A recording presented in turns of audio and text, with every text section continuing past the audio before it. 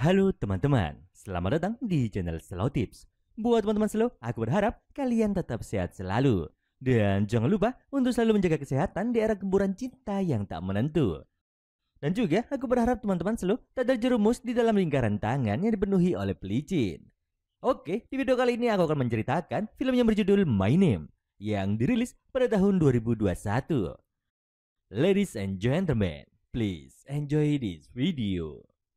Let's get it in rumble. Teteretet, teteretet. Ayo belum cerita nih, langsung bahas film aja, rasa suwe-suwe.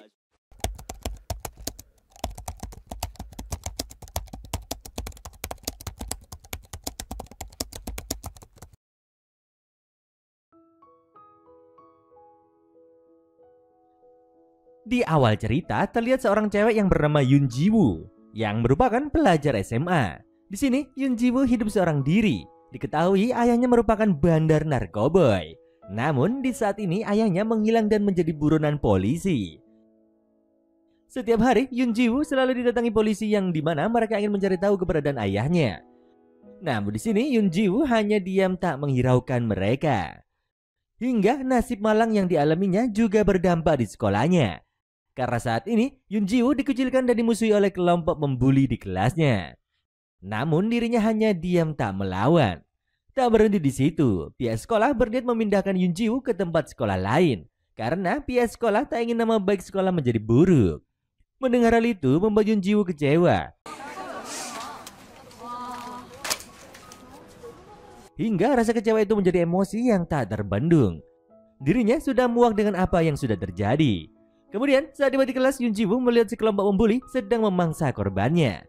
Sontak Yoon Ji-woo yang emosi langsung menghajar mereka semua.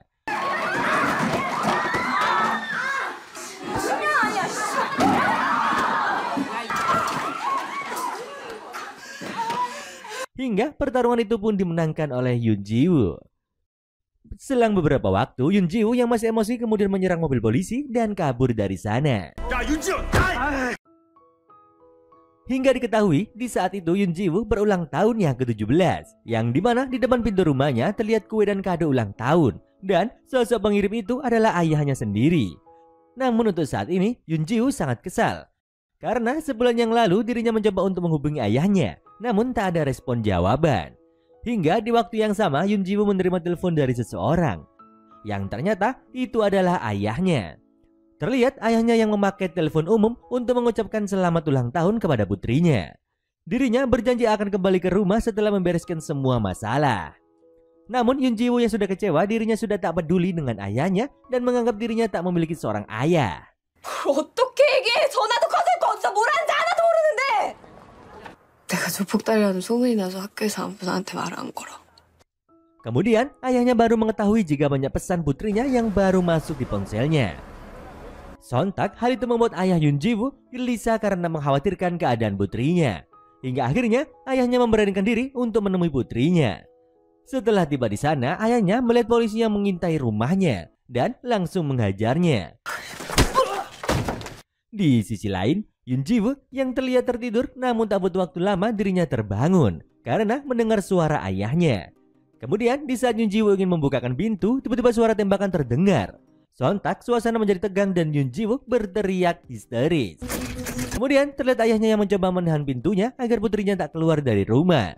Di sisi lain, Yoon Ji-woo melihat keadaan dari lubang kecil di pintu.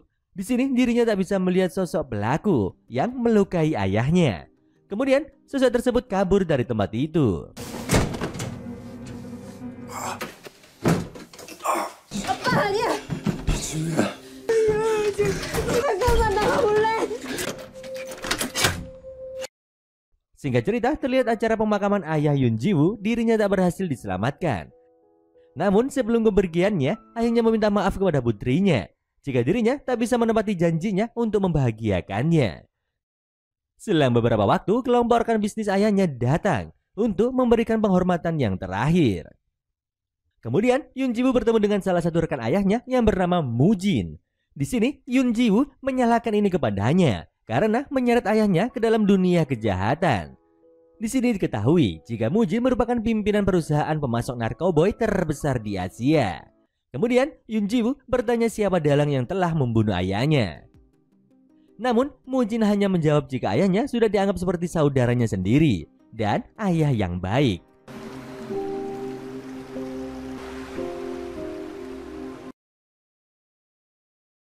Singkat cerita, pihak polisi telah menutup kasus kematian ayahnya yang seorang buronan.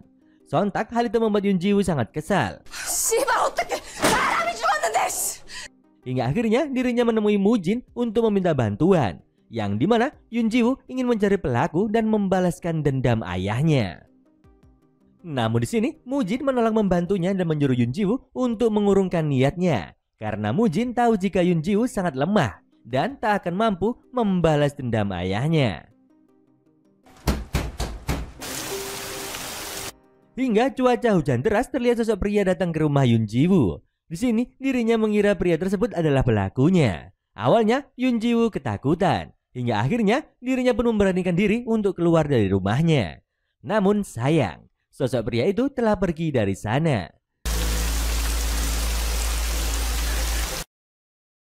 Di keesokan harinya, Yun Ji-woo menyebarkan poster sketsa wajah pelaku. Karena semalam Yun Ji-woo sekilas melihat wajah pelaku.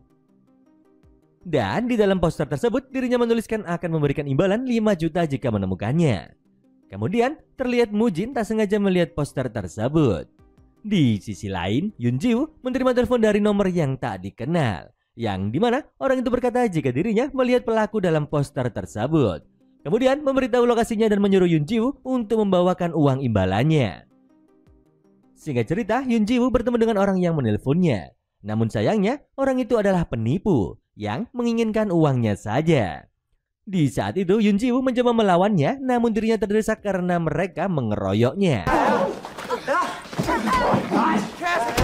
Kemudian mereka membawa Yun Ji-woo ke suatu tempat, namun di tengah jalan tiba-tiba Mujin datang untuk menolongnya. Setelah menghajar mereka semua, Mujin menyuruh Yun Ji-woo untuk melupakan kejadian itu dan menghentikan aksi balas dendamnya. Namun di sini Yun Ji-woo masih keras kepala dan bersikeras akan mencari pelakunya. Hingga pada akhirnya Mujin luluh karena melihat tekad Yun Ji-woo. Kemudian Yun Ji-woo dibawa ke markasnya untuk berlatih bela diri. Setelah tiba di markas, terlihat banyak petarung garang. Kemudian kedatangan Yun Ji-woo menjadi bahan tertawaan karena melihat seorang cewek yang ingin menjadi petarung di tempat itu. Namun di sisi lain terlihat mata Yun Ji-woo menunjukkan keseriusannya untuk menjadi kuat. Kemudian Yun Ji-woo bertemu dengan seorang pria bernama Gang Jae yang merupakan anggota paling bawah. Di sini Gang Jae menjelaskan jika Yun Ji-woo akan menggantikan pekerjaannya sebagai pembantu di tempat itu. Kemudian diketahui sebuah fakta jika semua orang akan bertanding di tempat itu. Kemudian yang berbakat mereka akan dipindahkan ke kantor perusahaan milik Mujin. Di sini Gang Jae bertekad untuk lulus dari tempat ini. Hingga kemudian Yun Ji-woo berlatih keras agar dapat membuktikan kepada semua orang di sana jika dirinya layak menjadi pemenang di tempat itu. Kemudian Mujin melihat kegigihan Yun Ji-woo dalam berlatih. Hingga akhirnya Mujin langsung melatih Yun Ji-woo secara profesional. Seiring berjalannya waktu, Yun Ji-woo mengikuti turnamen pertarungan di markas tersebut. Dan saat dimulai turnamen itu, siapa sangka Yun Ji-woo dapat bertahan dalam pertarungan tersebut. Hingga akhirnya Yun Ji-woo harus melawan Gang Jae. Terlihat pertarungan sengit di antara mereka berdua. Namun dengan kecerdikan Yun Ji-woo, dirinya dapat mengalahkan Gang Jae dan memenangkan turnamen tersebut.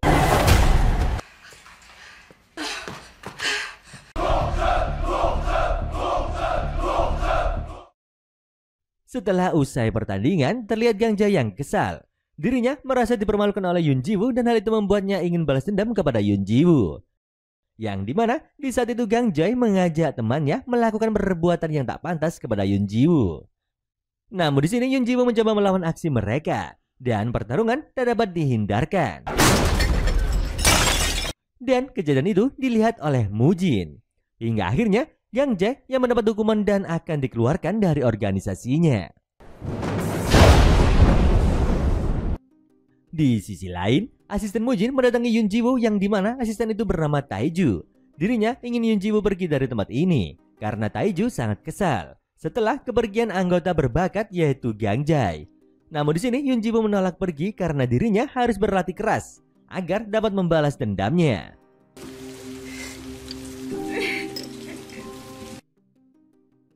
Setelahnya, Yun Ji-woo bertemu dengan Mujin di sebuah kedai. Di sini, Mujin memberikan petunjuk jika pelakunya adalah seorang polisi dan memberikan bukti kepada Yun Ji-woo. Dan untuk selanjutnya, Yun Ji-woo disuruh mencari tahu sendiri siapa sosok pelakunya.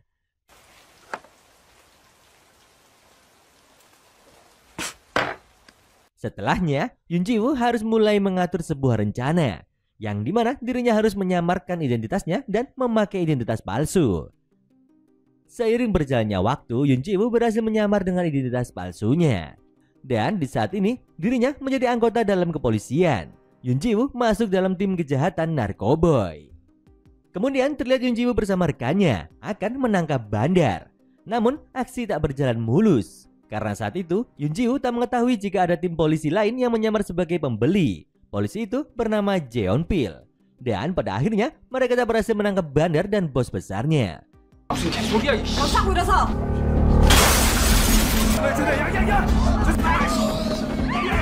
마약 수사대 전필도 경사다.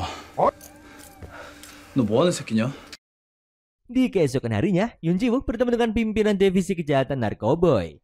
Di sini diketahui jika pimpinan yang bernama Gi-ho adalah orang yang dianggap sebagai pelaku yang membunuh ayahnya.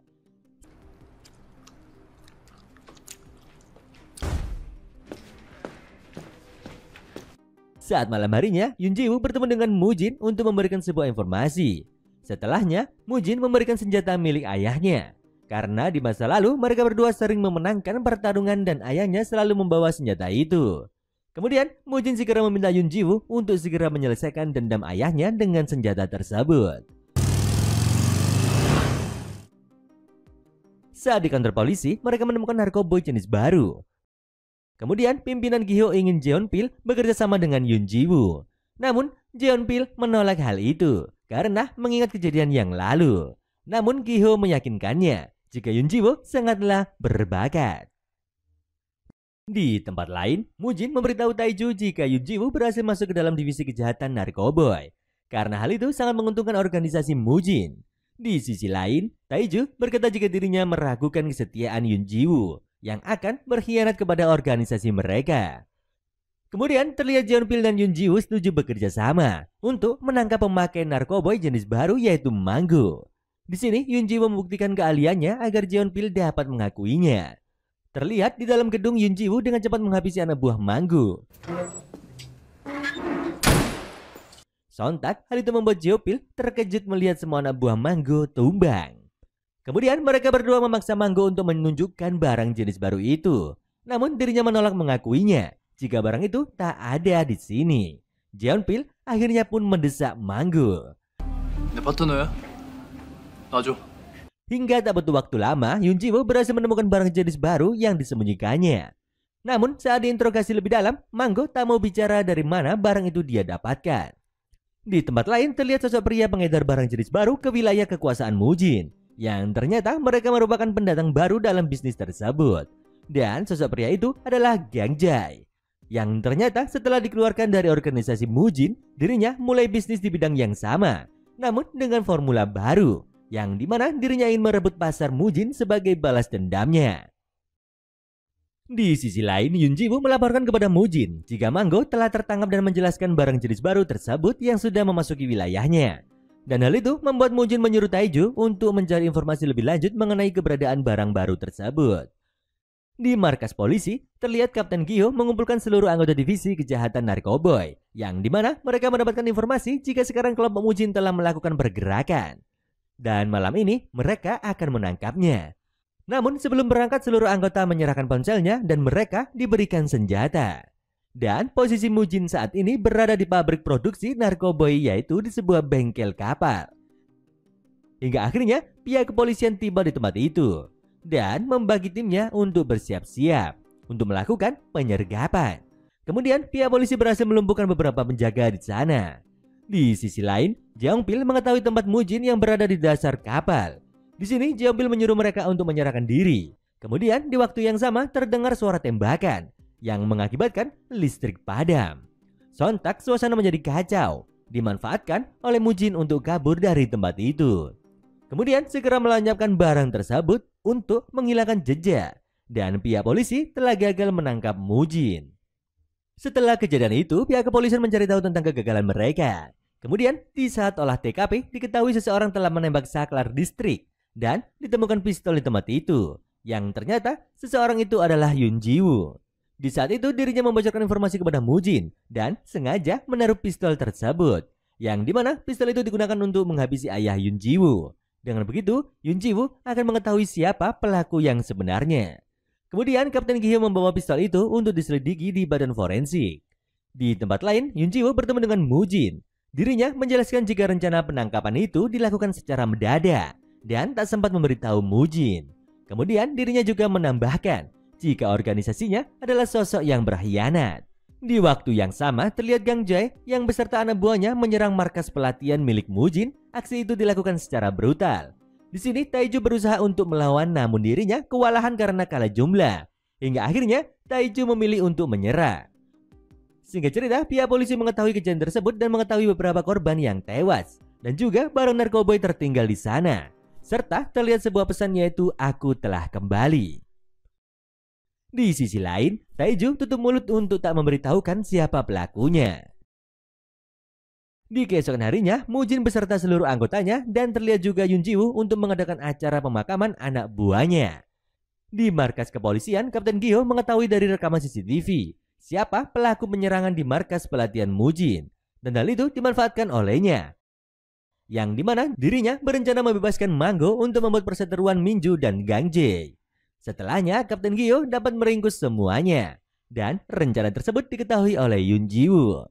Sontak dirinya langsung melaporkan kepada Mujin, karena Yoon Ji-woo tak ingin ada korban lagi. Pada akhirnya, rencana itu pun gagal.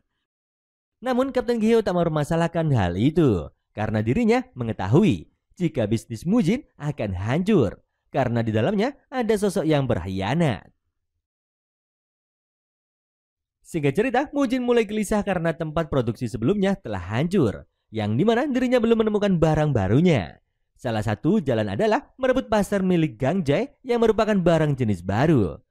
Di waktu yang bersamaan, Mujin mengetahui jika pengkhianat dalam organisasinya akan bertemu dengan Kapten Gi-hyo. Kemudian Mujin menyuruh Yoon Ji-woo untuk mencari informasi tersebut. Selang beberapa waktu, Yoon Ji-woo mengintai Kapten Gi-hyo dan juga melihat Taiju berada di sana. Kemudian Yoon Ji-woo yang menyamar memakai helm tiba-tiba diserang oleh Jeong-pil, dan hal itu membuat perkelahian di antara mereka berdua.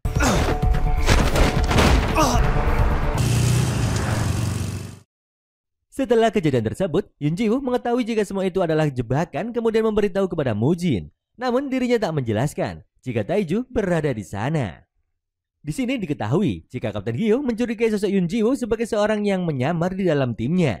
Kemudian menyuruh Jeong-pil untuk mengawasinya, karena setiap rencana yang dilakukannya selalu gagal. Di keesokan harinya, Yoon Ji-woo mengetahui sebuah fakta. Jika pistol yang digunakan untuk menghabisi ayahnya adalah milik anggota polisi, dan orang itu bernama Jeon-soo. Kemudian Yoon Ji-woo bertanya kepada Kapten Gi-hyo tentang keberadaan Jeon-soo sekarang.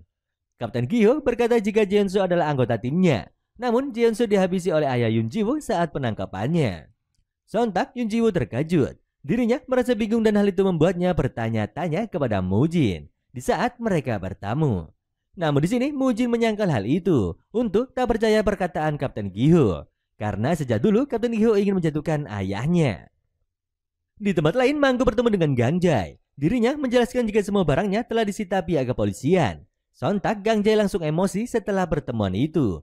Gang Jae telah mengetahui sesuatu jika Yoon Ji-woo telah menjadi seorang polisi menggunakan identitas palsunya. Di sisi lain, Yoon Ji-woo diam-diam mencari informasi tentang sosok Manggo. Namun, tindakan tersebut diketahui oleh Jeong-pil yang terus mengikutinya. Kemudian, Yoon Ji-woo mengatakan yang sebenarnya, jika dirinya mempunyai insting mengenai sosok Manggo yang memiliki bukti keterlibatan yang bisa menyelesaikan ini semua. Setelah mendengar penjelasannya, membuat Jeong-pil tak lagi mencurigai Yoon Ji-woo. Hingga akhirnya mereka berdua mengikuti Manggo. Di saat itu, Manggo melakukan pertemuan dengan Gang Jae. Setibanya di sana, terlihat Gang Jae yang sudah mengetahui Yoon Ji-woo berada di sana. Karena ternyata semua ini adalah perangkap untuk menghabisi Yoon Ji-woo. Dan pertarungan mereka pun dimulai. Namun mereka berdua kewalahan melawan anak buah Gang Jae yang terlalu banyak. Di tempat lain, Mujin juga dikeroyok oleh anak buah Gang Jae. Semua ini sudah direncanakan Gang Jae untuk membalas dendamnya. Namun pertarungan itu dimenangkan oleh Mujin. Namun berbeda dengan Yoon Ji Woo dan Jeong Pil yang tertangkap oleh Gang Jae. Kemudian dirinya memberikan informasi itu kepada Mujin. Gang Jae mengancam akan menghabisi mereka berdua. Namun beruntungnya mereka berdua dapat lolos setelah kedatangan Mujin di tempat itu. Tak butuh waktu lama, polisi datang ke tempat itu. Sontak hal itu membuat Mujin kabur dari sana. Setelah kejadian tersebut, Yoon Ji Woo harus dirawat karena banyak luka dan masih tak sadarkan diri. Di sisi lain, Jeong Pil mendesak agar segera menangkap Gang Jae karena saat itu Gang Jae juga berhasil lolos. Di sini Jeong Pil mulai percaya jika Yoon Ji Woo bukanlah seorang mata-mata. Hingga akhirnya pihak kepolisian segera mencari keberadaan Gang Jae. Beberapa hari kemudian terlihat Yoon Ji Woo yang telah terbangun dari komanya. Di sisi lain, Mujin menyuruh sekretarisnya untuk menyiapkan dokumen dan tempat tinggal. Yang dimana Mujin berencana untuk menyuruh Yoon Ji Woo kabur ke tempat yang jauh untuk sementara waktu sampai keadaan mulai aman. Namun alasan yang sebenarnya jika Mujin tak ingin identitas Yoon Ji Woo terbongkar karena Gang Jae telah mengetahuinya. Namun di sini Yoon Ji Woo menolak rencana Mujin karena dirinya sudah bertekad untuk membalas dendam ayahnya. Sementara itu, Kapten Gi-ho secara diam-diam menyuruh anak buahnya untuk memeriksa riwayat panggilan di ponsel Yoon Ji Woo. Di keesokan harinya, Yoon Ji Woo terkejut di saat bertemu dengan seseorang yang dia kenal, yang dimana orang itu adalah detektif yang selalu mengintainya di waktu SMA. Namun sang detektif berpura-pura tak mengenalinya di saat bertemu dengan Kapten Gi-ho. Kemudian sebelum pergi, sang detektif memberitahu Yoon Ji Woo jika yang menutup kasus ayahnya adalah Kapten Gi-ho dan dirinya telah mengetahui barang bukti pistol yang ditemukan. Sontak Yoon Ji Woo terdiam. Kemudian sang detektif pergi dari sana. Selang beberapa waktu terlihat sang detektif menemui Mujin. Di sini dirinya ingin bernegosiasi yang dimana dirinya telah bertemu dengan Yoon Ji Woo dan mengetahui identitasnya yang sebenarnya. Namun dirinya akan tutup mulut. Sebagai gantinya dirinya ingin narik cowboy Mujin yang ternyata sang detektif juga mengkonsumsi barang tersebut. Akan tetapi Mujin menolak hal itu dan langsung menghajarnya. Hingga akhirnya sang detektif dibuang ke laut. Di tempat lain Yoon Ji Woo mengetahui keberadaan Manggo. Kemudian saat bertemu dirinya mengancam Manggo untuk memberitahu keberadaan Gang Jae. Sontak Manggo yang ketakutan akhirnya memberitahu keberadaan Gang Jae yang sekarang. Setelah mendapat informasi itu, Yoon Ji Woo langsung menyampaikan kepada Mujin jika di hari ini Gang Jae akan kabur menggunakan kapal. Mendengar hal itu, Mujin mulai bersiap-siap. Namun Taiju mencoba menghentikannya karena dirinya berpikir jika itu semua hanyalah sebuah jebakan. Namun Mujin tetap akan pergi dan menyuruh Taiju untuk tetap berjaga. Di sisi lain, Kapten Gi-ho menerima telepon dari Gang Jae. Di sini Kapten Gi-ho mendapat sebuah tawaran yang dimana Gang Jae akan membantu menangkap Mujin, namun dengan satu syarat. Yang dimana untuk saat ini Gang Jae ingin statusnya bukan sebagai buronan. Singkat cerita, polisi sudah bersiap dan Gang Jae menunggu kemunculan Mujin. Kemudian terlihat kedatangan Mujin di sana. Hingga akhirnya pertikaian di antara mereka pun dimulai. Di sisi lain, Kapten Gi-ho masih bersiaga untuk menunggu kelengahan mereka berdua. Pertarungan mereka berdua sangat sengit dan menguras banyak tenaga. Namun, tiba-tiba Yoon Ji Woo datang untuk membantu Mujin, kemudian menyuruh Mujin untuk kabur dari sana. Di sini Gang Jae langsung mengancam akan membongkar identitas Yoon Ji Woo. Kemudian Yoon Ji Woo melihat Jeong Pil berada di sana. Sontak Yoon Ji Woo langsung menembaknya karena tak ingin identitasnya terbongkar. Sementara di tempat lain, Kapten Gi-ho akan menangkap Mujin. Namun sayangnya aksi itu dapat digagalkan oleh Taiju. Hingga akhirnya mereka berhasil kabur dari sana. Selang beberapa waktu, Mujin berada di sebuah kuil. Diketahui salah satu biksu di kuil itu adalah teman Mujin. Kemudian Mujin dirawat karena luka yang cukup parah. Di sisi lain, Yoon Ji Woo masih mengingat kejadian tadi karena dirinya telah menghabisi Gang Jae. Namun tindakan tersebut telah dibenarkan oleh Jeong Pil karena mengingat sosok Gang Jae adalah penjahat. Mendengar hal itu membuat Yoon Ji Woo merasa tenang dan mulai sedikit terbuka di saat berhadapan dengan Jeong Pil. Begitu sebaliknya dengan Jeong Pil. Mereka berdua terlihat semakin akrab. Di keesokan harinya, Yoon Ji Woo mendapat sebuah paket yang dimana isi di dalam terdapat sebuah foto ayahnya yang memakai seragam polisi. Namun anehnya, terlihat nama di seragamnya adalah Jeon Soo. Dirinya teringat dengan pistol yang dipakai pelaku. Hingga akhirnya Yoon Ji Woo bertemu dengan Mujin di kuil. Kemudian Yoon Ji Woo bertanya, apakah ayahnya seorang polisi? Di sini Mujin membenarkan hal itu jika ayahnya ditugaskan untuk memata-matai organisasi Mujin. Namun, seiring berjalannya waktu, Mujin sangat akrab dengan ayah Yunjiwoo. Di sini, Mujin berusaha meyakinkan Yunjiwoo jika Kapten Giho adalah pelakunya, karena ayahnya telah mengkhianatinya. Sontak, hal itu membuat emosinya memuncak. Dirinya segera pergi dari sana. Singkat cerita, Mujin menyuruh Taiju untuk menghabisi Kapten Giho, karena menurutnya Yunjiwoo sudah tak dibutuhkan lagi. Dengan cepat, Taiju menghabisi Kapten Giho. Di waktu yang sama, Yunjiwoo tiba di sana dan melihat Kapten Giho yang tumbang, dan Taiju kabur dari sana. Di sini, Kapten Giho baru menyadari jika Yunjiwoo adalah putri Jeonsu. Kemudian, Kapten Giho memberikan berkas kepada Yunjiwoo dan menyuruhnya untuk kabur dari sana.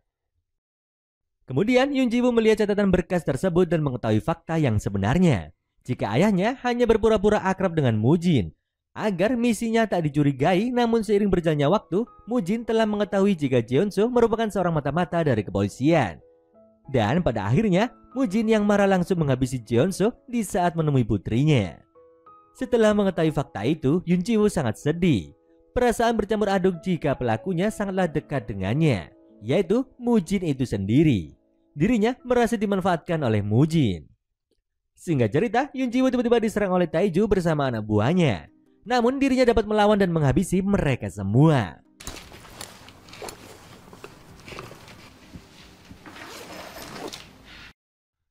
Di sisi lain, Kapten Giho berhasil selamat setelah mendapatkan perawatan, karena di malam itu Jeonpil berhasil menolongnya.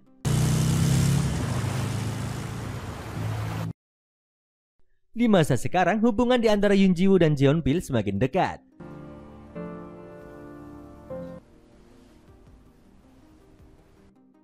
Di sini, Jeonpil berjanji akan melindunginya dan menangkap Mujin.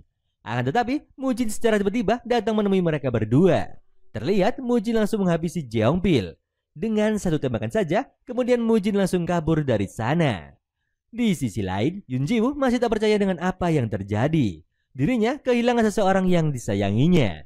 Dan hal itu membuat Yunjiwoo sangat marah dan langsung pergi ke tempat Mujin. Setibanya di sana, Yunjiwoo langsung menghabisi semua penjaga di tempat Mujin.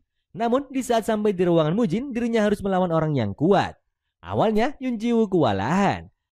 Namun beruntungnya dirinya berhasil menumbangkan lawannya. Hingga akhirnya Yunjiwoo bertemu dengan Mujin. Kemudian tanpa basa-basi, Yunjiwoo langsung menyerang Mujin. Dengan sisa tenaganya, dirinya berusaha untuk menumbangkan Mujin. Dan pada akhirnya Yunjiwoo berhasil menghabisi Mujin.